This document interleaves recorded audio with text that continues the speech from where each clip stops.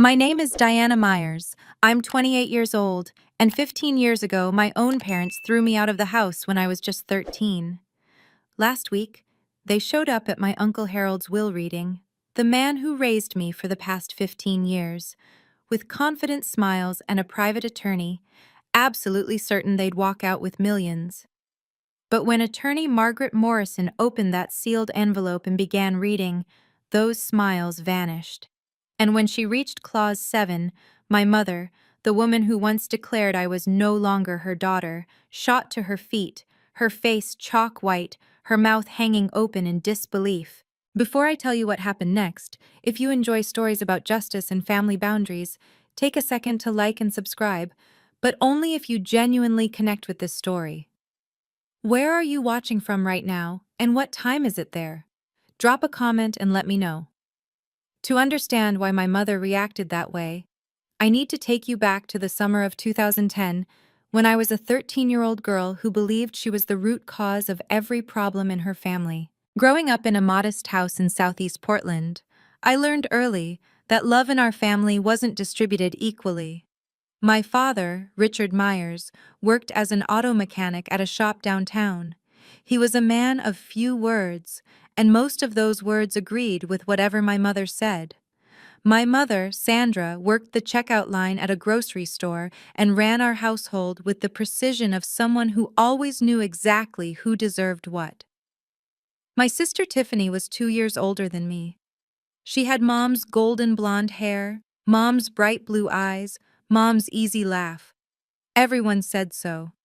"Tiffany looks just like you did at her age, Sandra." And Mom would beam. I looked like our late grandmother, Dad's mother. Brown hair, brown eyes, quiet disposition. Mom never said it was a bad thing. She just never said much about me at all. The differences showed up everywhere. For Tiffany's 15th birthday, Mom threw a party with 15 guests, a 3-tier cake from the bakery on Hawthorne, and a karaoke machine rental. For my 13th birthday, 3 months later, it was the 4 of us around the kitchen table with a marked-down cake from the grocery store where Mom worked. The frosting said "Happy Birthday" with no name, a generic leftover from someone else's canceled order. I didn't realize what was happening until I was 12. That's when I discovered Tiffany had a college savings account that had been opened when she was 5 years old. 8 years of deposits, thousands of dollars. I asked Mom why I didn't have one. She looked at me like the question surprised her. "Tiffany needs money for college," she said. "You'll figure something out. You're good at adapting." That was the first time I understood my place in this family. I was the spare child, kept around but never truly wanted. The summer of 2010 changed everything. In April of that year, I applied for the Oregon STEM Summer Academy at Oregon State University. It was a 6-week residential program for students who showed exceptional promise in science and mathematics. The scholarship covered everything: tuition, room and board, materials. Total value: $4,200. I didn't tell anyone I applied. I'd learned not to get my hopes up out loud in that house. On May 15th, the acceptance letter arrived. Out of over 2,000 applicants from across Oregon, 50 students had been selected. I was one of them. For exactly one afternoon, I felt like I mattered. Then Tiffany found out about a performing arts camp in California that her drama teacher had mentioned. 3 weeks, no scholarship, price tag, $3,800. That night at dinner, Mom announced the solution she'd worked out in her head. "Diana, you'll decline that science thing. We can't afford to send both of you to summer programs, and Tiffany's camp will help her college applications." She said it like she was discussing meal planning, not crushing someone's dreams. I stared at my plate. The words came out before I could stop them. "No." The whole table went silent. Even the refrigerator seemed to stop humming. "Excuse me?" Mom's voice dropped to that dangerous register I'd heard her use on store customers who tried to use expired coupons. "This scholarship isn't your money to redirect," I said, my voice shaking but clear. "I earned this. It's mine." Mom looked at me like I'd transformed into a stranger right before her eyes. "If you can't sacrifice for this family," she said slowly, Then you're not part of this family. At 13, I thought she was just angry. I didn't realize she meant it literally. 3 days after that dinner, I came home from the public library to find my belongings packed into 2 black garbage bags sitting on the front porch. My mother stood in the doorway, arms crossed. She didn't look angry anymore. She looked resolved, like someone who'd just finished an unpleasant chore. "I called Harold," she said. "He'll be here to pick you up. From now on, you're his problem." I stood there on the porch I'd known my entire life, trying to process what was happening. Behind Mom, I could see Dad in the hallway. He didn't look at me. He didn't say anything. I looked up at the second-floor window. Tiffany was watching from behind the curtain. When our eyes met, she stepped back into the shadows of her room. She didn't come down. I waited on that porch from 6 in the evening until 10 at night. 4 hours. My mother went back inside after the first 5 minutes. The porch light never came on. Uncle Harold lived in Seattle, 3 hours away. He drove through the night to get to me. When his gray Honda pulled into the driveway, I was still sitting on those garbage bags, knees pulled to my chest. He got out without saying anything at first. Just walked up, looked at me, and wrapped me in a hug so tight I couldn't breathe. "From now on," he said quietly, "you have a home." That night, as we drove north through the darkness toward Seattle, I didn't know that my mother had signed a document before Uncle Harold left. I didn't know what it meant. I was just a scared kid staring out the window, wondering what I'd done wrong. It would take 15 years for that document to resurface, and when it did, it would change everything. Uncle Harold's house in Seattle's Ballard neighborhood wasn't large, but it felt enormous compared to the cramped space I'd occupied in my family's home. For the first time in my life, I had a room that was entirely mine. More importantly, I had someone who believed in me. Uncle Harold had built Myers Property Holdings from scratch, a commercial real estate company he'd started with a single small office building he'd purchased after working double shifts for 6 years. By 2010, he owned 8 properties across the Seattle metro area. He never married, never had children.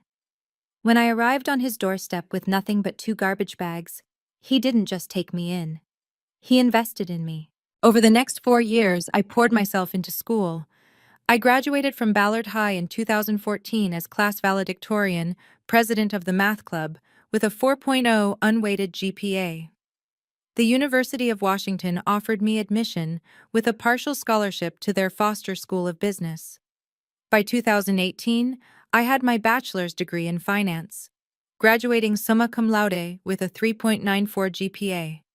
Uncle Harold had given me internship opportunities at Myers Property Holdings starting my sophomore year. I learned the business from the ground up: data entry, lease analysis, tenant relations, property assessments. In 2019, after 18 months at a Big Four-style accounting firm I'll call Mitchell & Partners, I earned my CPA certification. 1 year later, Uncle Harold offered me a position as controller. By 2021, I was CFO. On my 26th birthday, I managed a portfolio of 12 commercial properties with a combined value of $23.7 million. Uncle Harold sent me an email that day.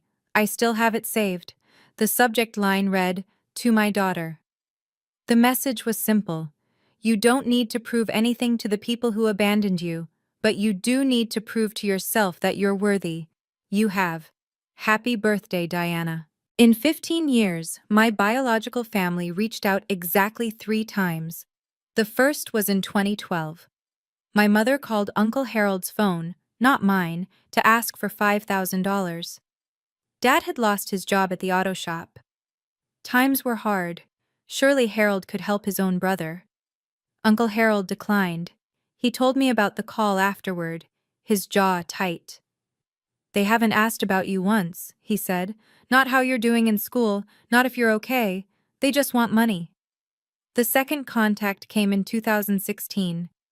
Tiffany mailed me a wedding invitation. No personal note. No, "I hope you're well," just the formal printed card with my name and Uncle Harold's Seattle address. I didn't attend. I didn't send a gift. I didn't respond at all. The third was in 2020. My mother sent me an email, the first direct contact she'd initiated since throwing me out. The subject line was, "Checking in." The message mentioned that she'd seen an article in Seattle Business Journal about Myers' property holdings expanding into the East Side market.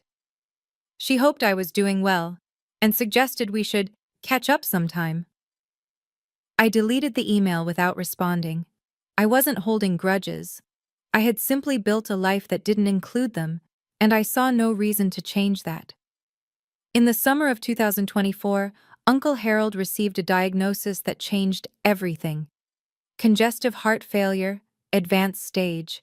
The doctors gave him 12 to 18 months. He lasted 8. During those final months, Uncle Harold met with his estate attorney multiple times. He updated his will in June 2024, 6 months before he passed. When I asked him about it, he just smiled. "Everything's taken care of," he said. "You focus on the business. I've handled the rest." I didn't know what he'd written. I didn't know about the clauses. I trusted him completely. I had no idea what was coming. Uncle Harold passed away on February 28, 2025. He went peacefully in his sleep at Swedish Medical Center with me holding his hand. 1 week later, on March 7th, I was in my office at Myers Property Holdings when my phone buzzed with an unknown Portland number. I almost didn't answer. "Diana?" The voice was immediately recognizable. 15 years hadn't changed my mother's particular way of saying my name, like she was tasting something she wasn't sure she wanted to swallow. "Sandra." I kept my voice neutral, not Mom, just her name. A brief pause. I could almost hear her recalibrating. "I heard about Harold," she said. "I'm so sorry for your loss. I was thinking I should come up for the memorial service, pay my respects. The memorial was 3 days ago." Another pause. "Oh, well, I also heard there's a will reading coming up. Family has a right to attend these things, you know, especially when it involves a brother's estate." There it was, the real reason for the call. "How did you find out about the will reading?" "I have an attorney, Victor Harrington. He made some calls." The name sparked a faint memory. Uncle Harold had mentioned a Victor Harrington once, an attorney he'd consulted years ago and decided not to work with. I spoke to Margaret Morrison, Uncle Harold's estate attorney, the next morning. She confirmed my suspicions. Sandra had hired Victor Harrington to file a claim challenging the will. Their grounds: undue influence, alleging that I had manipulated a sick man in his final months. They were also demanding to attend the will reading as immediate family members of the deceased. I stared at the photo of Uncle Harold on my desk. In the picture, he was smiling. Almost like he'd known this would happen. Almost like he'd planned for it. Margaret Morrison's office occupied the 47th floor of the Columbia Center, Seattle's tallest building. Through the floor-to-ceiling windows, you could see all the way to Mount Rainier on a clear day. March 10th wasn't clear. Rain streaked the glass as Margaret laid out the situation. "Victor Harrington filed a formal challenge to the will on behalf of Richard and Sandra Myers," she said, sliding a document across her desk. "The claim alleges undue influence. They're arguing that you isolated Harold from his family during his illness and pressured him to change his estate plan." I read through the filing, my stomach tightening with each paragraph. "They're demanding 50% of the estate," Margaret continued. "Their legal theory is that as Harold's only surviving sibling, Richard should be entitled to inherit under intestacy rules, or at minimum, receive a significant share that reflects the natural bonds of brotherhood." "Natural bonds," I repeated. "Richard and Harold hadn't spoken in 8 years before I came to live with Uncle Harold. Did you know that?" Margaret nodded. "I'm aware. Harold told me the whole history, but that's not what concerns me about this filing." She pulled out another page from her folder. "They don't need to win this case. If this goes to litigation, the estate could be frozen for 12 to 18 months during discovery and trial. Meanwhile, the properties need management, tenants need attention, bills need to be paid." A protracted legal battle could cost hundreds of thousands in legal fees and potentially devalue the entire portfolio. So they're betting I'll pay them off to make them go away. That's the strategy, Margaret agreed. It's not unusual in estate disputes. I looked down at the challenge filing. In the section describing our family history, Sandra had written that I had abandoned my family and exploited Harold's loneliness. The woman who threw me out was claiming I abandoned her. Do you have any documentation about your circumstances in 2010? Margaret asked. Anything that establishes what actually happened when you went to live with Harold? I thought back to that night on the porch, the garbage bags, the 4-hour wait, Uncle Harold arriving in the darkness. I was 13, I said. I didn't exactly keep records. Harold did. Margaret was already reaching for her phone. She dialed her assistant and asked for a specific file number from the archives. 20 minutes later, her assistant returned with a yellowed folder. Margaret opened it carefully, scanning the contents. Then she looked up at me with an expression I couldn't quite read. Diana, did you know about this? She slid the document across the desk. The header read, Voluntary Relinquishment of Parental Rights and Transfer of Guardianship. Dated July 15, 2010. The document stated that Richard James Myers and Sandra Ellen Myers, being of sound mind, voluntarily relinquished all parental rights and responsibilities for their minor daughter, Diana Marie Myers, and transferred full legal guardianship to Harold Raymond Myers.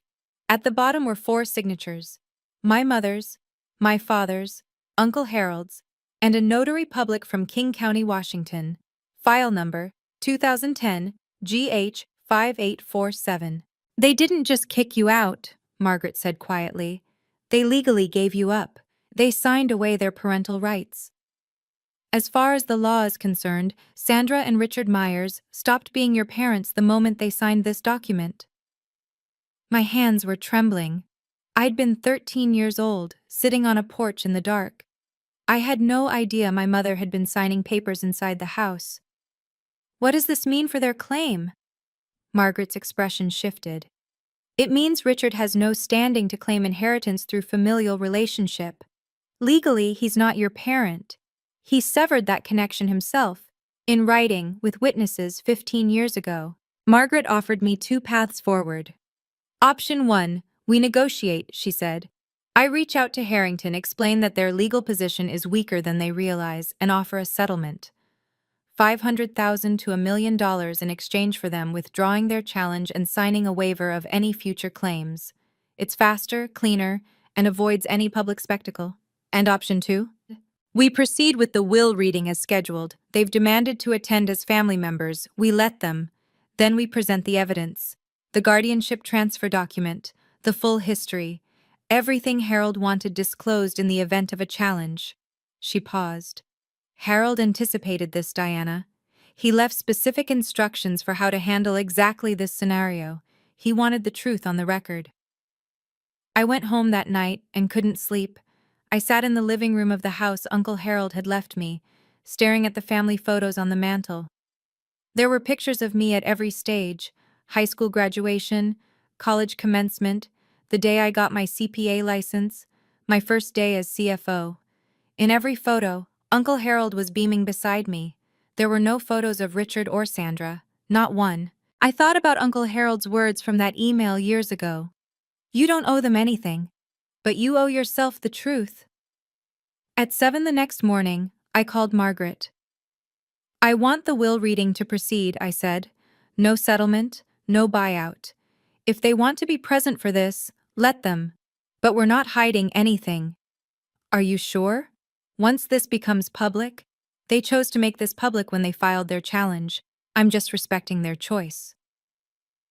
The will reading was scheduled for Friday, March 14, 2025, at 2:00 p.m. in the Morrison & Associates conference room. 5 days away. The next few days were a blur of preparation. My best friend Elena Torres, we'd met when she joined Myers Property Holdings as HR director 3 years earlier, helped me organize the documentation. She was the only person besides Margaret who knew the full story of my childhood. 47 emails, Elena said, looking up from her laptop in my office on Wednesday evening. 47 emails from Harold to you over 10 years, documenting his relationship with you and his reasons for estranging himself from Richard. The emails painted a clear picture. In 2002, Richard had borrowed $80,000 from Harold with a promise to repay it within 5 years. 23 years later, not a single dollar had been returned. That broken promise had fractured their relationship. My arrival in 2010 had nothing to do with their estrangement. It had already been festering for 8 years. Elena also pulled the financial reports from my 3 years as CFO. Under my leadership, the Myers Property Holdings portfolio had grown from $17.7 million to $23.7 million, a 34% increase in value. Occupancy rates averaged 96%. Tenant satisfaction scores were the highest in the company's history. On Thursday evening, I met with Dr. Lauren Hayes, the therapist I'd been seeing since my early 20s. "Remember why you're doing this," she said. "You're not seeking revenge, you're closing a chapter. There's a difference." "What if I feel satisfaction when they realize they've lost?" Dr. Hayes smiled gently. "That's called justice, Diana. Feeling validated when the truth comes out isn't the same as cruelty. The question is what you do afterward." I drove home that night through Seattle's rain-slicked streets, thinking about her words. I looked in the bathroom mirror before bed. "She has no power over you anymore," I told my reflection. "Only you get to decide your story now." Friday was coming, and I was ready. Okay, let me pause here for a second. If you've made it this far, and you're wondering how I handled what came next, drop a comment with your prediction. What do you think Sandra did at the will reading? And if this story resonates with you, if you've ever had to set boundaries with family, don't forget to subscribe. We're just getting to the part you've been waiting for. Now back to that Friday afternoon. The Morrison and Associates conference room occupied a corner of the 47th floor, with floor-to-ceiling windows offering panoramic views of Elliott Bay and the Olympic Mountains beyond. On a clear day, it would have been breathtaking. On March 14th, 2025, the sky was overcast, the water a steel gray that matched my mood. I arrived 15 minutes early at 1:45 p.m.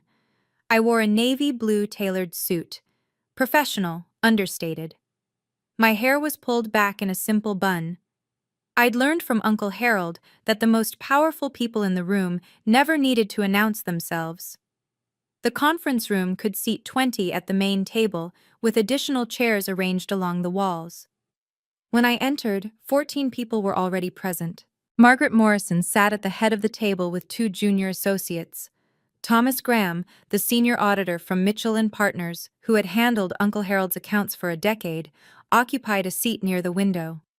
Representatives from 3 charitable organizations filled several chairs: Seattle Children's Hospital, Habitat for Humanity Northwest, and the Olympic National Park Foundation. Uncle Harold had been a significant donor to all 3 for over 20 years. 5 senior staff members from Myers Property Holdings sat together near the door. They'd worked with Uncle Harold for years and had known me since my intern days. Margaret caught my eye and nodded toward a seat at the center of the table, directly across from where she would be reading the will. I took my place, arranging the folder of documents Elena had prepared in front of me. Through the glass wall of the conference room, I could see the elevator lobby. At 2:03 p.m., the elevator doors opened. My mother stepped out first. Even from across the floor, I could see she'd dressed for the occasion. Black dress, pearl necklace, full makeup. Behind her came my father, my sister, and a man in an expensive suit carrying a Mont Blanc briefcase. The show was about to begin. Sandra Myers entered the conference room like she owned it. That was always her way, projecting confidence she hadn't earned, claiming space she hadn't been given. She wore a black dress that looked new, and her pearl necklace caught the overhead lights as she surveyed the room with a practiced expression of dignified grief. Behind her, my father Richard shuffled in wearing a gray suit that didn't quite fit anymore. He'd gained weight in the years since I'd seen him. His eyes found me briefly, then darted away. He'd always been good at looking away. Tiffany followed in a pastel pink dress, an odd choice for a will reading, like she'd gotten confused about what event she was attending. At 30, she looked tired in a way that had nothing to do with the early morning flight from Portland. Their attorney, Victor Harrington, brought up the rear.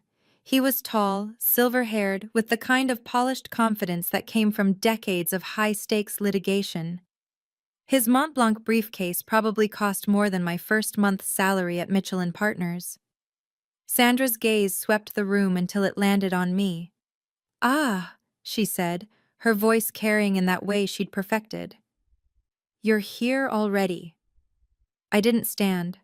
Sandra. The single word, her name, not Mom, made her pause mid-stride. Something flickered across her face. Then she recovered. "I was hoping we could speak privately before this starts. Family matters should be handled by family." "The proceedings begin in 2 minutes," I said. "I'm sure whatever you have to say can wait." Margaret Morrison rose from her seat. "Mrs. Myers, Mr. Myers, Ms. Myers, Mr. Harrington, there are seats arranged for attending parties along the wall. The main table is reserved for beneficiaries and estate representatives." Sandra's jaw tightened visibly. She'd expected a seat at the center of things. Instead, she was being directed to the margins. She wasn't even at the table. Sandra didn't take her seat quietly. Instead, she detoured past the representatives from Seattle Children's Hospital, pausing to introduce herself with an expression of practiced sorrow. "I'm Sandra Myers," she said, loud enough for most of the room to hear. "Harold's sister-in-law.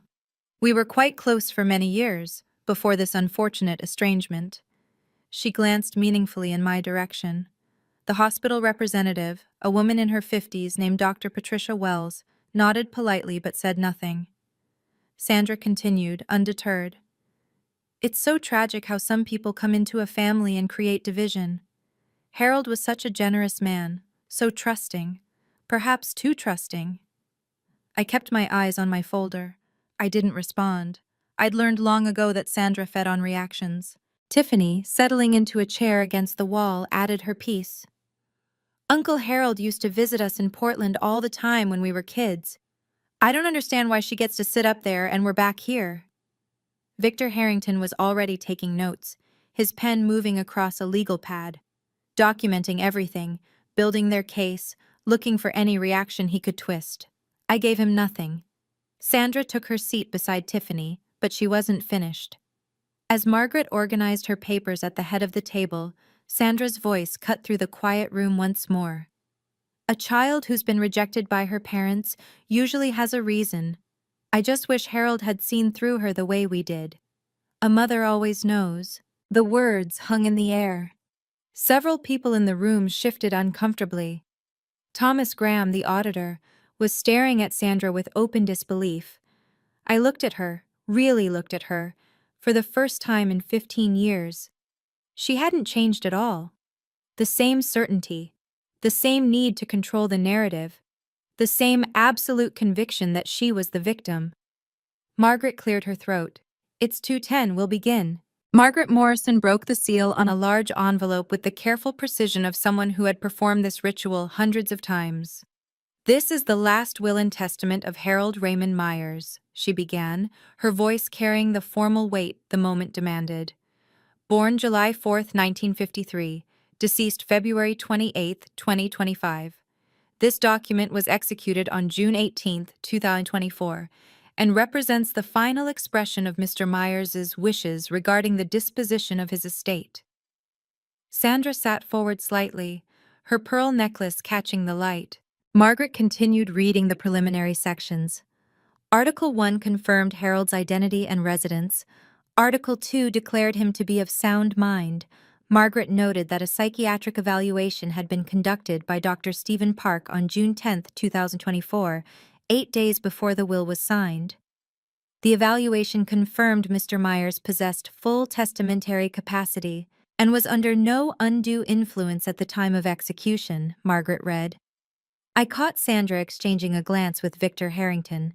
They'd been banking on challenging Harold's mental state. This documentation complicated their strategy. Article 3 revoked all prior wills and codicils. Then Margaret turned to Article 4, the inventory of assets. At the time of death, Mr. Myers' estate included the following: 12 commercial properties located throughout King County and Snohomish County with a combined assessed value of $18.2 million. Investment accounts containing diversified equity holdings valued at approximately $4.1 million. Cash and liquid assets totaling $1.4 million. I heard Tiffany whisper to Sandra, "That's almost $24 million." Sandra nodded, her eyes calculating. Margaret looked up briefly. The will contains 47 pages. I will now proceed to Article 5, which addresses specific bequests and exclusions. She turned the page and adjusted her reading glasses. Article 5, regarding Richard James Myers, brother of the deceased. Sandra actually smiled. She wouldn't be smiling for long. Margaret's voice was steady as she read the opening line. I make no provision in this will for my brother, Richard James Myers, for the following reasons, which I wish to be read aloud and entered into the record. Sandra's smile flickered. Margaret continued reading Harold's words. First, in March of 2002, Richard borrowed $80,000 from me with a written promise to repay the full amount within 5 years. 23 years have passed. Not $1 has been returned. I have retained the original promissory note as documentation. Richard's face went pale. He hadn't expected this. Second, on July 15, 2010, Richard and his wife Sandra voluntarily executed a legal document relinquishing all parental rights to their daughter Diana Marie Myers, transferring full guardianship to me. This document was properly witnessed and notarized. Sandra shot to her feet. What does that have to do with anything? Margaret paused, looked at Sandra over her glasses, and continued reading without acknowledging the outburst. The significance of this document is as follows. By legally terminating their parental relationship with Diana, Richard and Sandra severed any claim they might have had to inherit from me through her. Diana is my legal heir.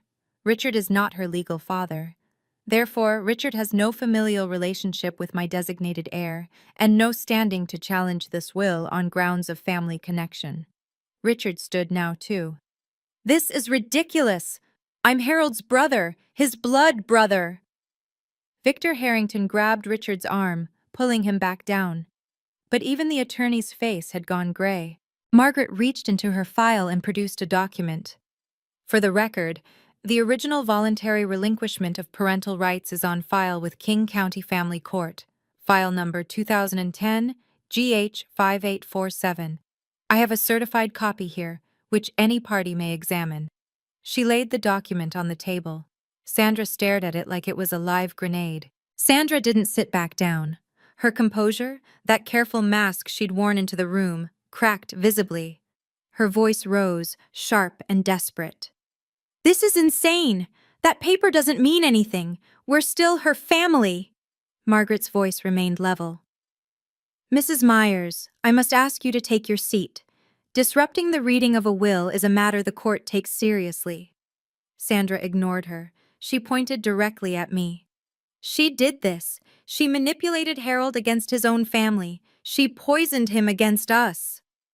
Dr. Patricia Wells from Seattle Children's Hospital looked uncomfortable. The charity representatives hadn't signed up for a family meltdown. Tiffany tugged at Sandra's sleeve. Mom, sit down. People are watching. I don't care who's watching, Sandra's voice cracked. I want to know how this happened. Harold loved Richard. They were brothers. Finally, I spoke. My voice came out calm, steady, the way Uncle Harold had taught me to speak in difficult negotiations. Never raise your voice. Make them strain to hear you. Sandra, you made a choice 15 years ago.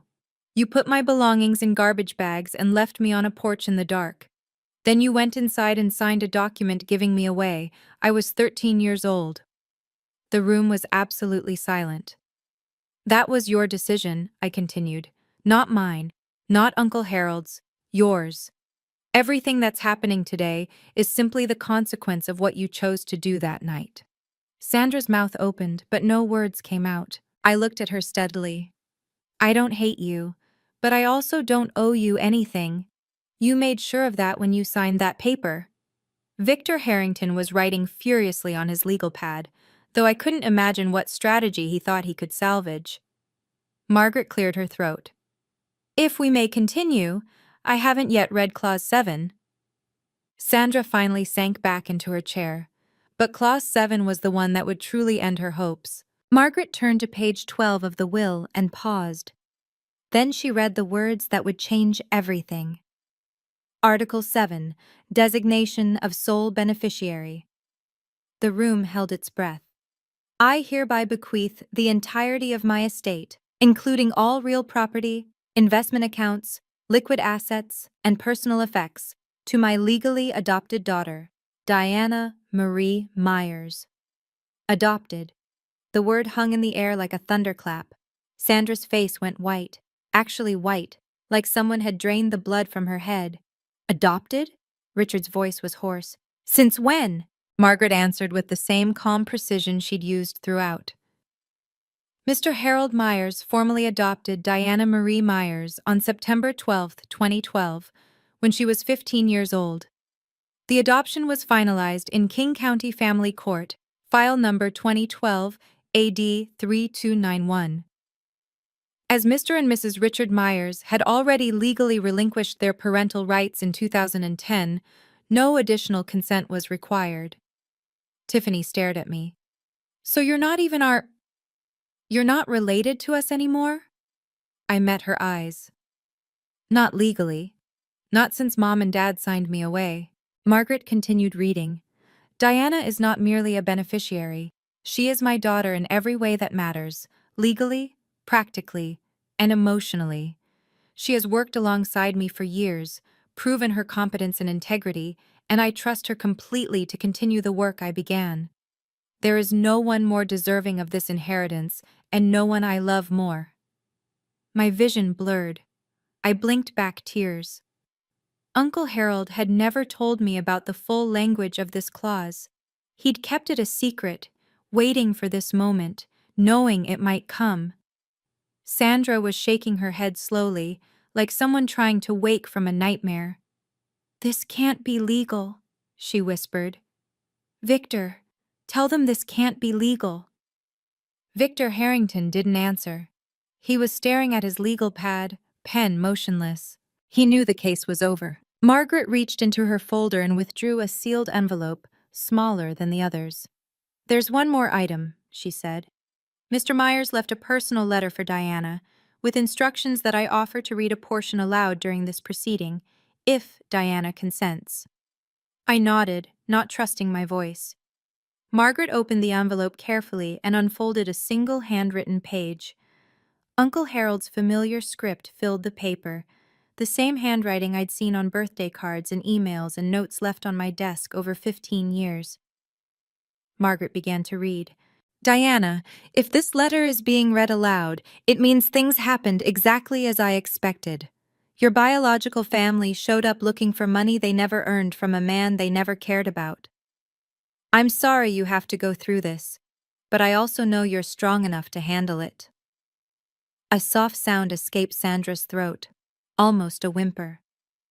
You came to me as a wounded child, thrown away by people who should have protected you, but you didn't let that define you. You transformed your pain into determination, your loneliness into independence, your rejection into resilience. I have never been more proud of anyone in my entire life. Margaret's voice softened slightly as she continued. I didn't save you, Diana. You saved yourself. I just gave you a place to do it. Everything you've achieved, your education, your career, your character, you earned through your own effort. I'm leaving you my estate not because you need it, but because you deserve it. And because I know you'll use it to help others the way I tried to help you. Tears were streaming down my face now. I didn't try to stop them. Don't let them make you feel guilty for surviving them. Don't let them back in unless you choose to. You owe them nothing. You owe yourself everything. I love you, Diana. Forever your father, Harold. Sandra made one last desperate play. She stood again, but this time her voice had shifted. The anger was gone, replaced by something that was meant to sound like wounded motherhood.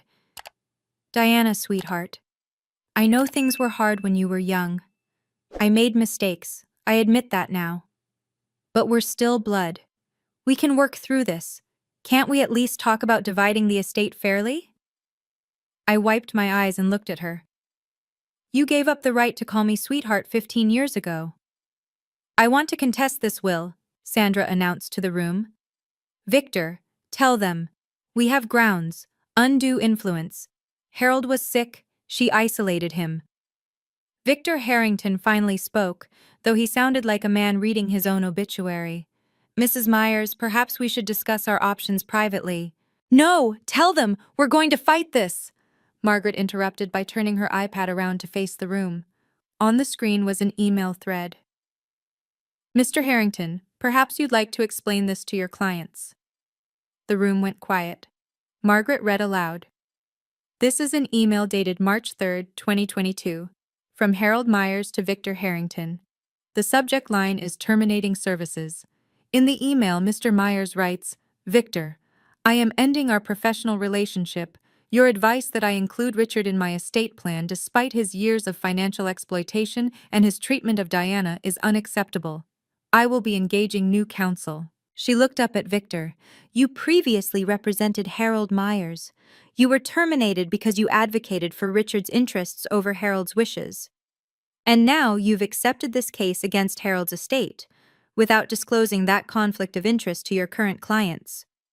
Victor's face had gone the color of old concrete. Sandra turned to stare at him. You told me we would win. He had no answer. Victor Harrington stood up abruptly, gathering his Mont Blanc briefcase with shaking hands. I need to review these documents, he said, his voice stripped of its earlier polish. We should discuss our options privately, Mrs. Myers. Discuss what? Sandra's voice was rising again. You're leaving? Right now? In the middle of this? Victor didn't answer. He was already moving toward the door, walking with the stiff gait of a man who knew his career might be imploding. Victor! Sandra called after him. Victor! The conference room door closed behind him with a soft click. Sandra stood frozen, abandoned by her own attorney in front of everyone she'd hoped to impress. Richard hadn't said a word in minutes. He sat slumped in his chair, staring at the floor. He'd spent his whole life following Sandra's lead, and now she had led them both off a cliff. Tiffany was crying quietly. I couldn't tell if she was upset about the money or about the public humiliation. Sandra turned back to me one more time. The mask was completely gone now. Underneath it was just desperation, and beneath that, something that might have been the first stirrings of real regret. Diana, her voice broke. We can still, we're still a family, aren't we? Blood is blood. You could still... I stood up from the table. Sandra, you stopped being my family on July 15th, 2010. You signed the document yourself. I didn't make that choice, you did. I gathered my folder and looked at her steadily. I don't hate you. I actually feel sorry for you, but you have no claim on me. Not legally, not emotionally, not in any way that matters. I turned to Margaret. Can we continue with the remaining articles? Margaret nodded. Sandra sat down heavily. She didn't speak again for the rest of the reading. Margaret turned to the next section with practiced calm. Article 9, Charitable Bequests. The representatives from the 3 charitable organizations straightened in their seats. I direct that the following gifts be made from my estate. $500,000 to Seattle Children's Hospital, to be used for the establishment of a scholarship fund for children from disadvantaged backgrounds. $300,000 to Habitat for Humanity Northwest, for the construction of affordable housing in the greater Seattle area. $200,000 to the Olympic National Park Foundation, for wilderness preservation and environmental education programs. Dr. Patricia Wells from Seattle Children's Hospital nodded solemnly. Harold was one of our most consistent donors for over 2 decades. This gift will help hundreds of families. The representative from Habitat for Humanity added, We've built 6 homes with Harold's previous donations. This will fund at least 4 more. Margaret continued. I also request that my daughter Diana continue the charitable giving programs I established during my lifetime, at her discretion. I trust her judgment completely. I found my voice. I will. I'll honor everything Uncle Harold built. A thought occurred to me as I looked at the 3 charity representatives sitting in this room. They weren't here because the law required it. They were here because Uncle Harold had asked them to come. He'd wanted witnesses, neutral parties who could testify to exactly what had happened here today if Sandra and Richard tried to pursue their case further.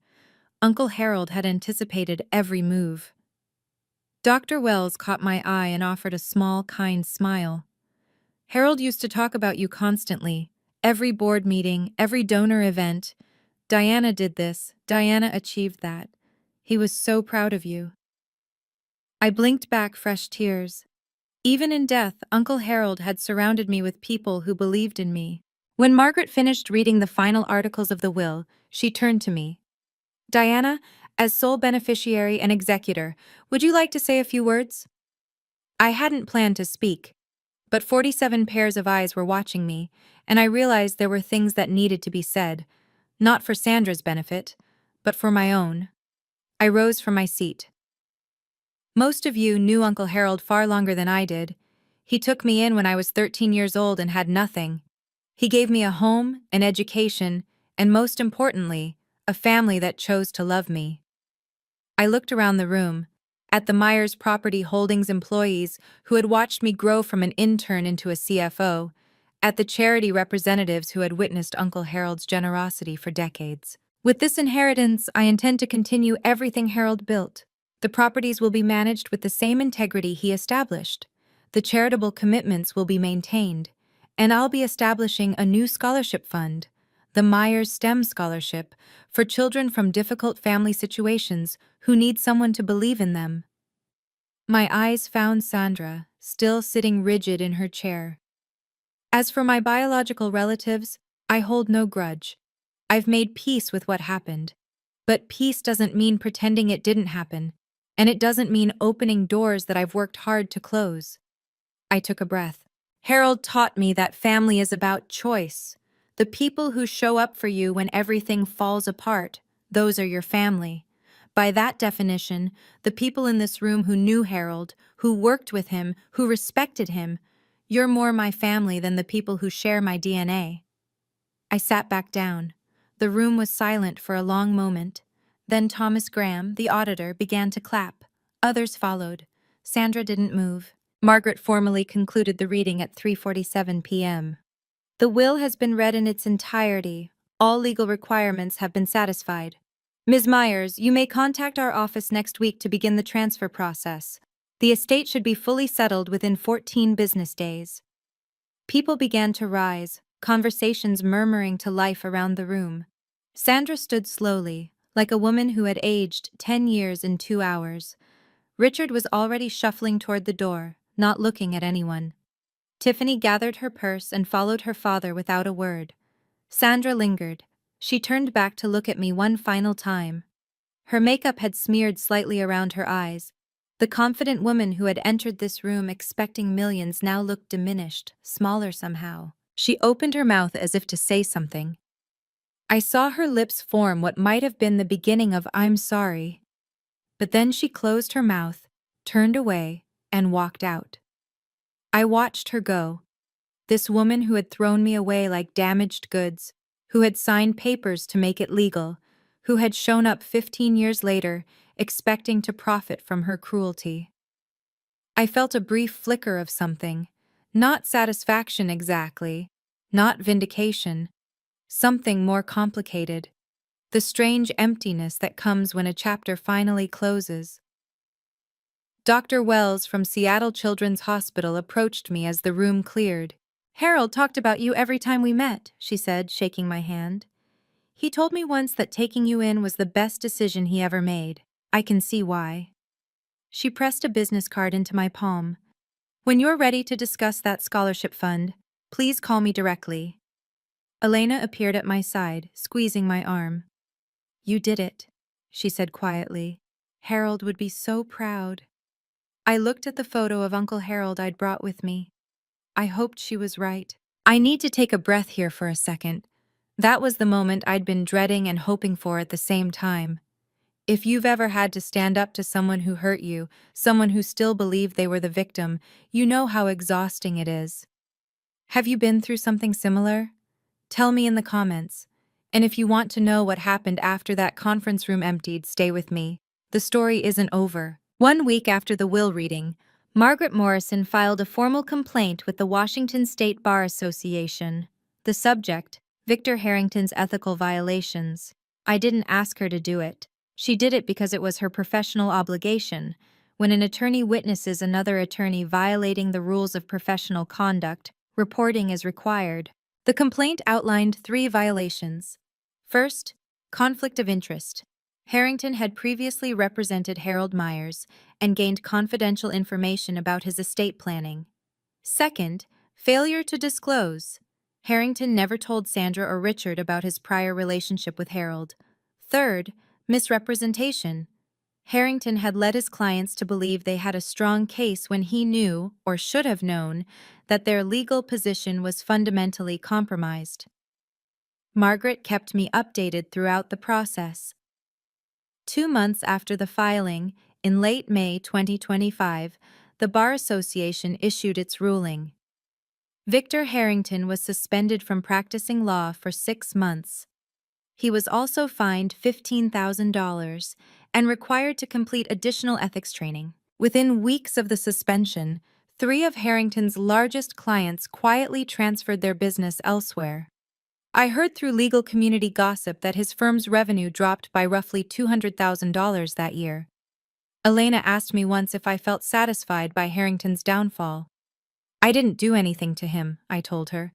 He did this to himself. I just happened to be there when the consequences caught up. That was the truth. I hadn't sought revenge against Victor Harrington. I hadn't filed the complaint. I hadn't lobbied for his suspension. He had made his own choices, taking a case he knew was ethically compromised, lying to clients who trusted him, betting he could win through intimidation rather than merit. His career suffered because of what he chose to do. Some people build their own prisons without any help. 3 weeks after the will reading, an email appeared in my inbox from Sandra Myers, 1969, gmail.com. Subject, please read. The message was longer than I expected.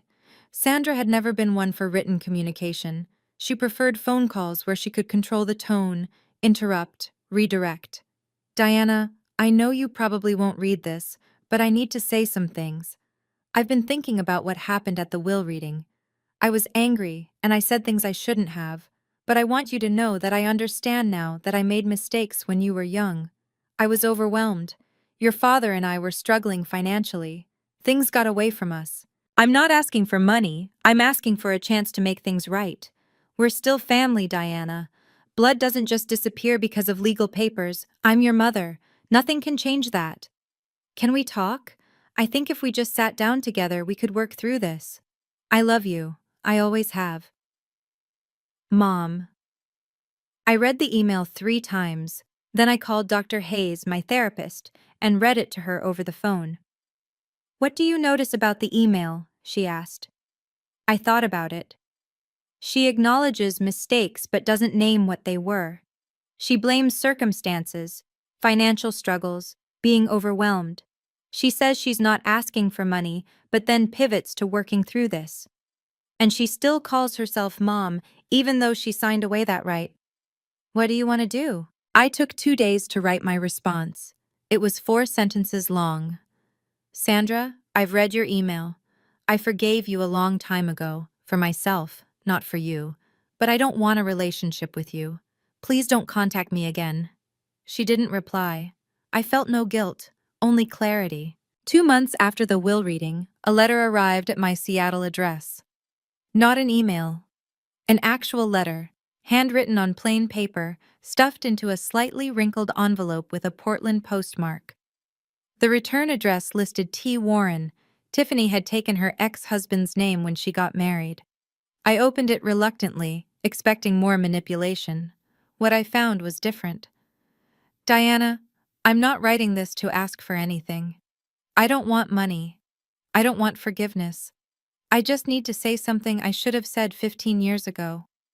The night Mom and Dad kicked you out, I was watching from my bedroom window. I saw you sitting on the porch with those garbage bags. I watched for 4 hours. I saw you alone in the dark waiting and I never came down. I could have. I was 15. I could have brought you water or sat with you or at least told you I was sorry. Instead, I just watched from the window like a coward. That's haunted me ever since. Every time Mom would talk about you, always blaming you, always making herself the victim, I would think about that window, about what I didn't do.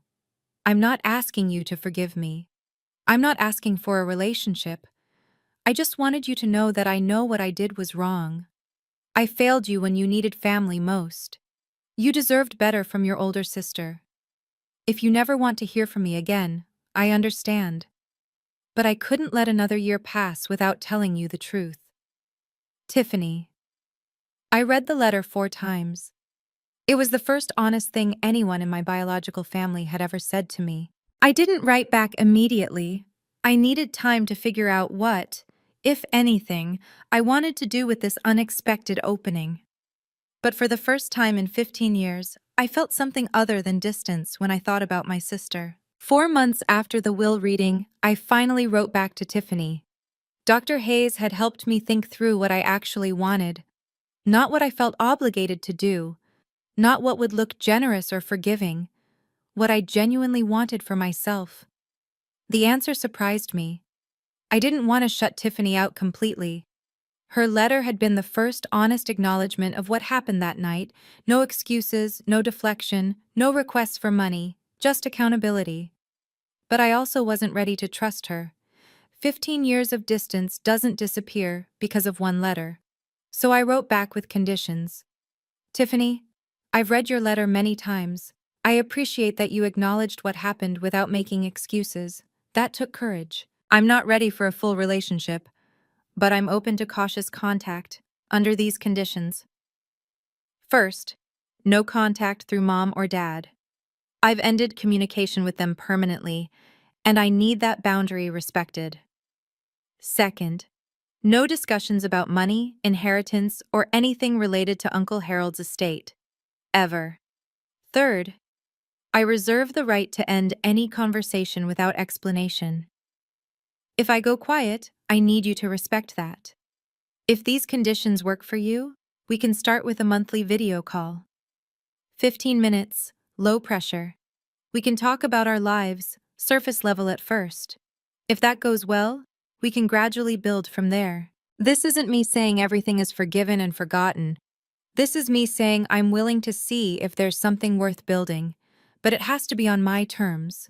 Let me know if you accept these conditions. Diana. Her reply came 3 days later.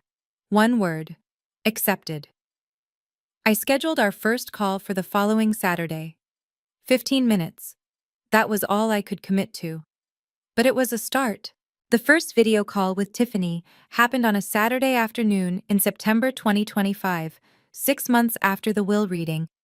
I sat in my home office with my laptop open, watching the seconds count down until 2:00 p.m. My heart was beating faster than it had during the will reading. This felt more dangerous somehow. Confronting Sandra had been about defending myself against an attack. This was about choosing to be vulnerable. The call connected. Tiffany's face filled the screen. She looked different than she had at the will reading, less made up, more tired, but also somehow more real. "Hi," she said. "Hi." We stared at each other for a moment. 15 years compressed into a video call rectangle. "I wasn't sure you'd actually answer," she admitted. "I almost didn't." That broke something loose. Tiffany laughed, a nervous, relieved sound, and I found myself almost smiling. We kept it light, as I'd requested. Surface level. She told me about her job. She was training to become a nail technician, working toward getting licensed. She mentioned her kids, Jaden, 8, and Lily, 6, without asking me to be their aunt. I told her about the business, about Seattle weather, about nothing too personal. At 14 minutes, I said we should wrap up. Diana? Tiffany's voice stopped me before I could end the call. Thank you for giving me a chance. I know you didn't have to.